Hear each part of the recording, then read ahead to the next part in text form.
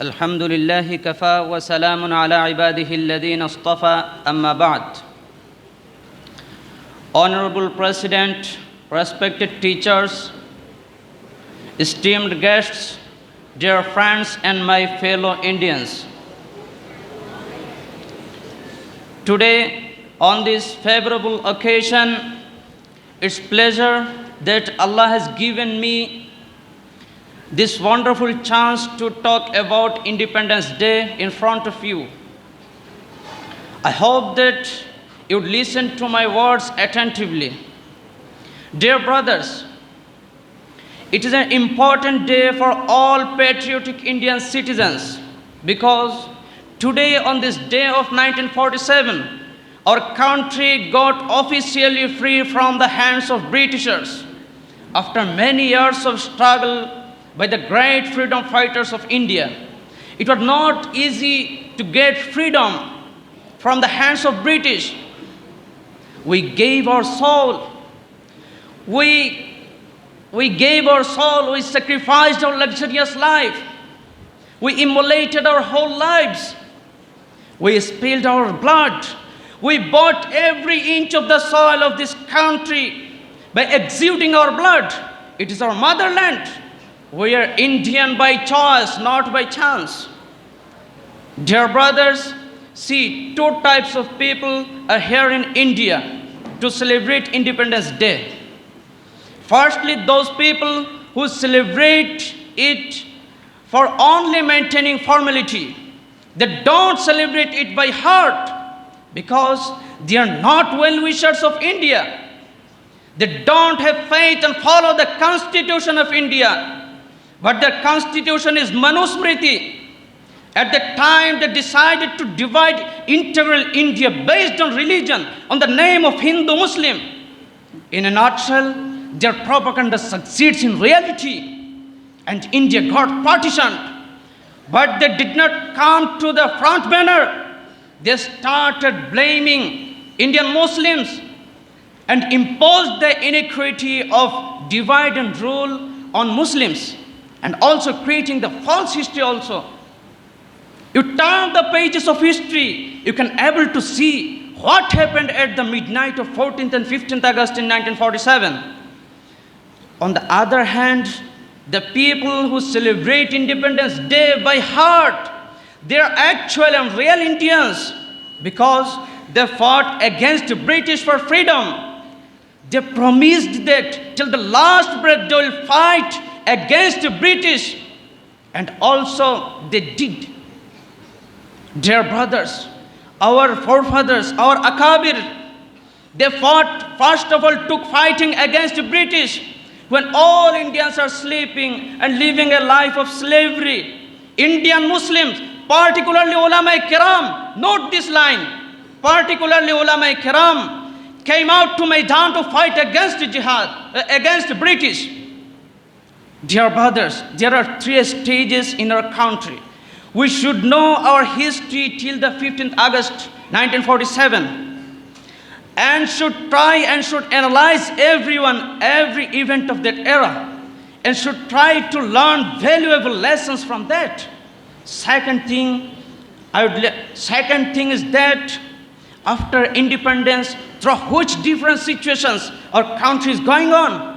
And thirdly, depending on the current situation, what situation will come in future, and for that, what will be our liability.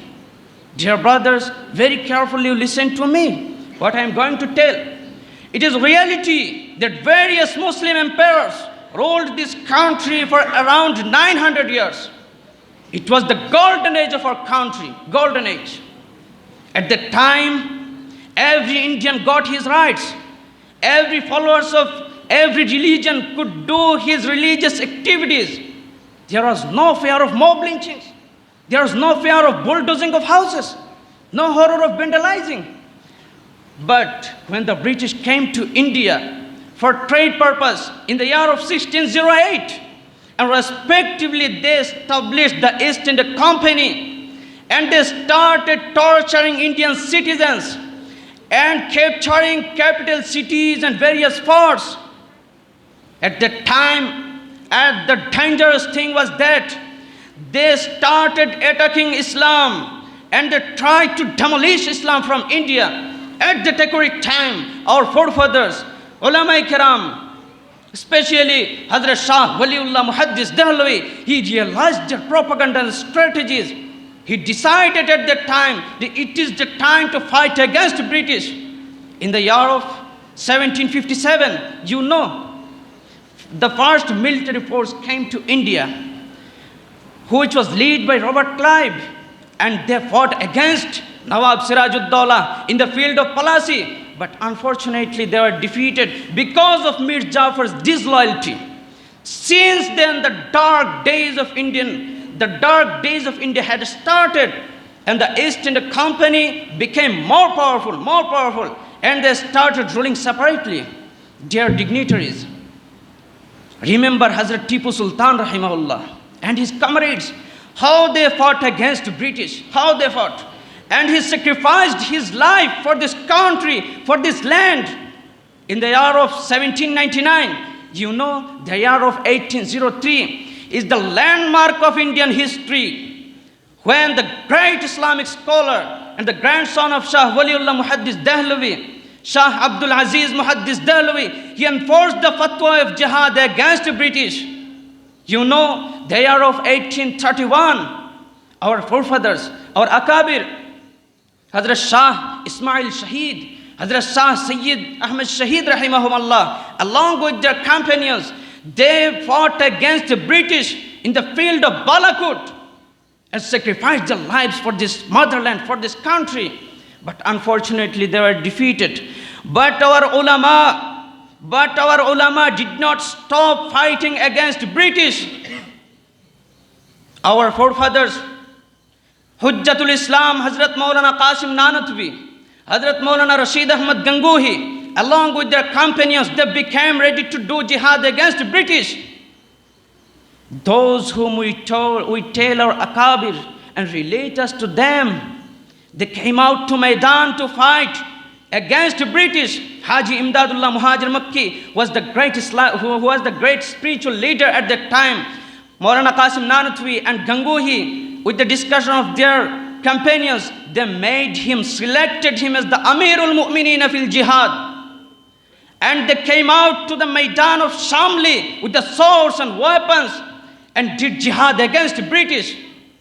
Many scholars, Muslim scholars, sacrificed their lives for this land. Especially Hazrat Zamin Shahid sacrificed his life for this country.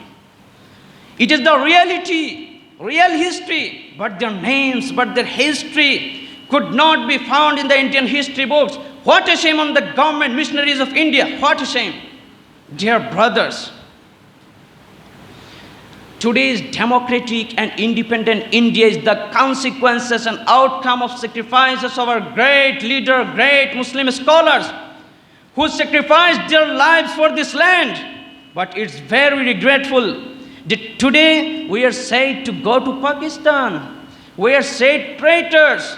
We are considered dangerous for the safety of this country. There is the biggest misconception propagated that Muslims have divided this country. Muslims have no any rule in this country, which is totally false, totally baseless. In fact, if Muslims did not start fighting against British, then India would never have become free from the hands of Britishers.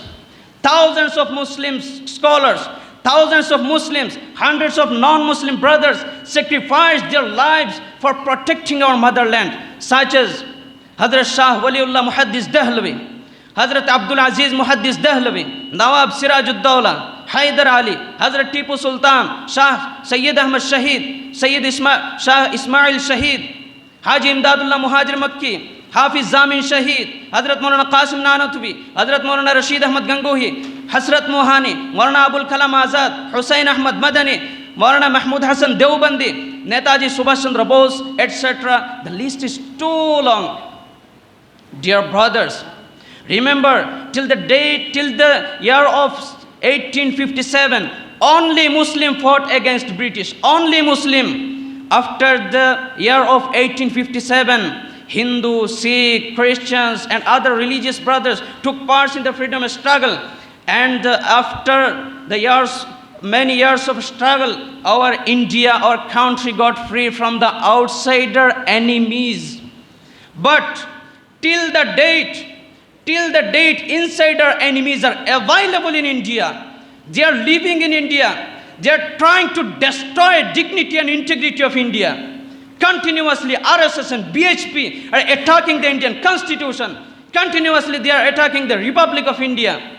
They are doing harassment of lower caste families. Particularly, they targeted Muslims around the country.